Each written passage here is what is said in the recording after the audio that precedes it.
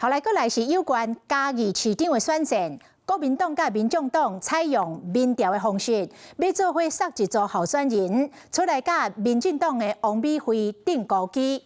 那邊兩位候選人是王秀良甲張啟凱，結果是民眾黨的張啟凱勝出，張啟凱嘛當場邀請到王秀良作為競選總部的主委。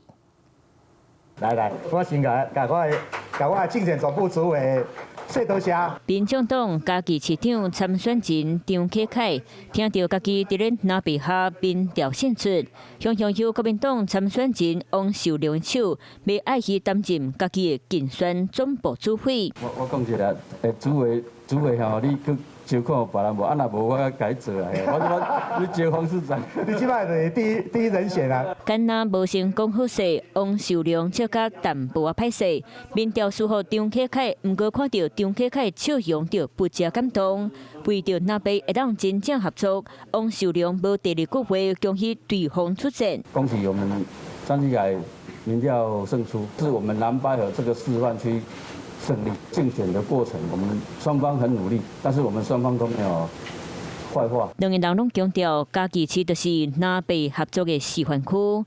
嘉義市長這次嘛確定由張啟凱出來迎戰民進黨的王美惠。看了這個民調結果，旗凱幾乎是要掉眼淚的。老講國民黨是真的很厲害，那個基層非常綿密。藍白河示範區推展到其他縣市，贏得年底選舉，甚至贏得2028年選舉重要的一步。旗凱會記得這份的使命。面對南北共同推出上強的，佮要鬥強羅水溪以南的選情。尊重各政黨所提出的人選，我嘛要呼籲國民黨加民眾黨佇中央趕緊審咱的總預算，唔通互政治影響到國家整體的發展。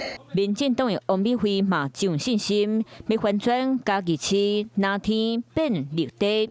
Hello， 我是林仙怡，想要搶先掌握最及時的新聞資訊嗎？趕快訂閱、按讚、開啟小鈴鐺，鎖定華視新聞 YouTube 頻道。